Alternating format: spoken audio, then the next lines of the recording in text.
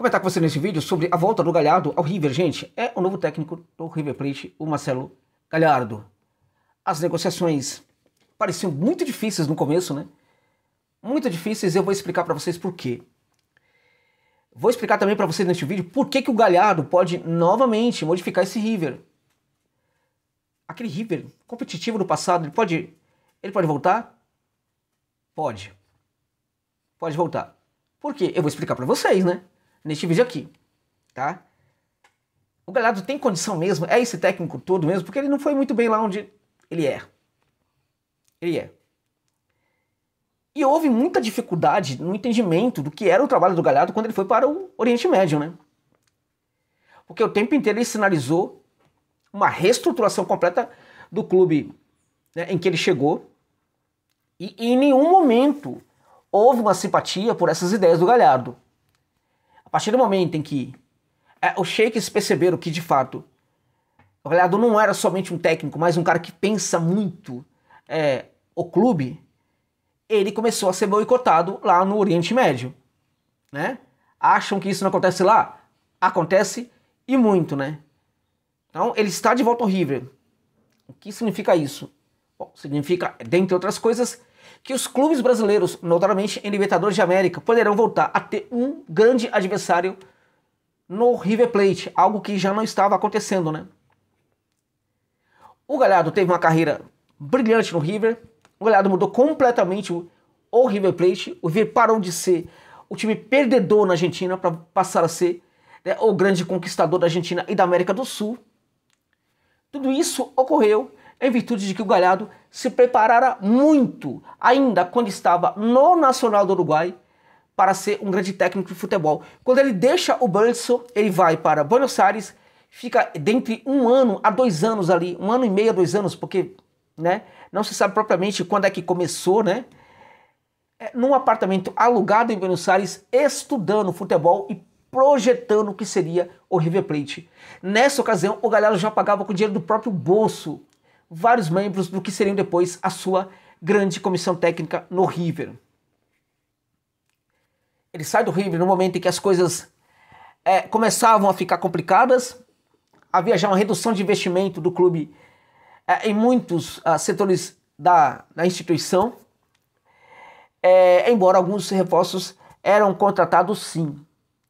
Agora, não havia no River naquele momento, no momento anterior à saída do Galhardo, a disposição de continuar a valorizar membros da comissão técnica do Marcelo Galhardo, tá? Então houve um desgaste evidentemente, né? E ele também respondeu pela dificuldade do River nos últimos momentos do Galhardo no comando do banco de reservas do clube, né? A dificuldade do clube de conseguir continuar a ganhar seus títulos. Bom, os dirigentes do River supunham que seria muito tranquilo, que o clube já estava numa situação tranquila, que poderia parar de fazer esforços. Sai Galhardo, chega o De Michelis, que não tinha grande preparação para ser um grande técnico, mas houve, na verdade, uma desmontagem no River Plate de profissionais, né?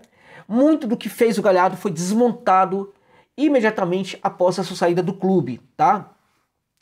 O River caçava os melhores profissionais em vários lugares do mundo, né? Até mesmo copiando exemplos de outros clubes da América do Sul. Del Valle, por exemplo, o River parou de fazê-lo. Havia um pagamento bem alto de salários para grandes profissionais ali que trabalhavam demais no clube e que faziam parte da comissão técnica do River. Esses profissionais foram demitidos pelo presidente do clube quando o Galhardo saiu. Havia um trabalho na base, sobretudo um trabalho de orientação, né?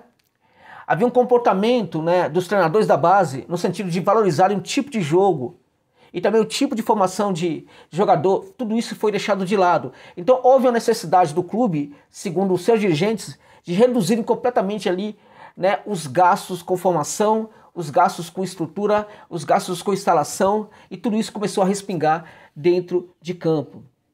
Não é tão simples, não é tão fácil hoje em dia para um clube argentino pautar os clubes endinheirados do futebol brasileiro. Um clube da América do Sul precisa fazer muito mais do que o normal. O que levava o River a conquistas era o fato de que o River fazia muito mais do que o normal. quando o River reduziu esses investimentos, né, ele passou a ser um clube muito comum, né, nas disputas contra as equipes brasileiras. Ok? O exemplo clássico aí é do Boca Juniors, que não tem feito algo de anormal, tem feito sempre o normal, né? Nunca algo a mais, né? Nunca tem mexido nas suas profundas convicções, nunca tem tocado o dedo naquilo que é necessário de se fazer na base, nas mudanças necessárias na base, nunca se preocupa com transição dos jogadores da base. Tudo isso era preocupação do River anteriormente, na época do Galhardo. Tudo isso deixou de ser preocupação no River com a saída do Marcelo El Muñeco Gallardo. Tá, então ele saiu porque havia um contexto que não permitia mais a sua presença, né? Havia já um forte ataque ali ao seu trabalho, através da crescente desvalorização dos profissionais da sua comissão técnica. Ok, gente? Perfeito. Então, o que leva o Galhardo a voltar, né? A resolver voltar para o River Plate? O que o leva a voltar para o River é justamente o fato de que os dirigentes entenderam a burrada que fizeram, foram atrás do Galhardo e resolveram entregar para ele tudo aquilo que ele desejava. Então vai ter remontagem de equipe com grandes profissionais, vai ter remontagem das ideias de buscar os melhores profissionais em quaisquer lugares em que eles estejam. Vai ter remontagem do trabalho na base, né, com investimento de scout na base. O scout do River era o melhor, né, da Argentina. Isso vai voltar a acontecer, mas sobretudo, né, vai ter uma remontagem de uma equipe de profissionais para estudar não somente mercado, perfil de jogadores, mas também para estudar o aprimoramento do jogador, as qualidades técnicas que o técnico deseja, modelo de jogo, o que o jogador faz para, né, dentro de campo, entregar assim, ações importantes para o modelo de jogo. Tá? Vamos trabalhar isso? Vamos. Ó, o jogador consegue, por exemplo, ser muito bom na transição ofensiva. Ele é bom na transição defensiva? Nem tanto. Vamos trabalhar isso? Vamos. Então, o River tinha uma comissão ali de profissionais que trabalhavam esse aspecto, né?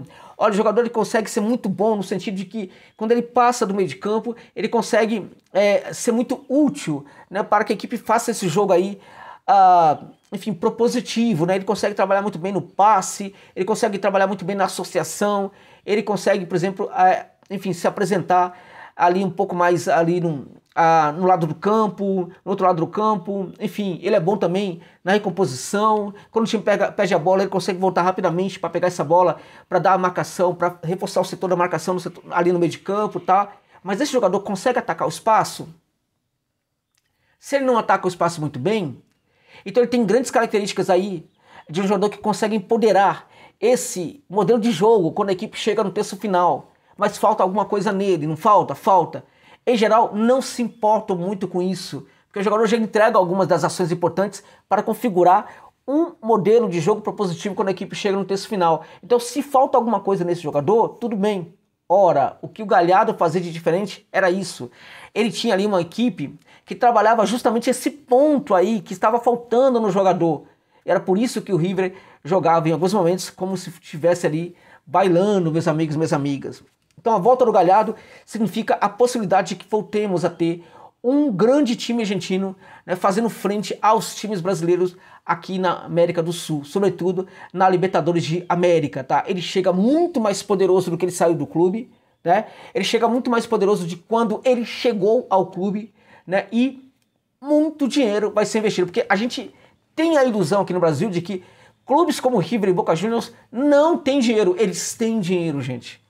Eles têm dinheiro, tá? Porque eles têm um programa de sócio-torcedor que, assim, os nossos são ridículos perto dos programas que eles possuem. E são os torcedores que mantêm essas equipes gigantescas também do ponto de vista financeiro. O problema é como se gasta esse dinheiro, né? O River vinha gastando corretamente durante um tempo, parou de gastá-lo. O Galhardo foi responsável por toda a reestruturação do River. Entendam, sabe o Monumental, né, que foi reformado, totalmente reformado, hoje é um dos maiores estádios do mundo? Tudo isso veio da mente do Galhardo, gente.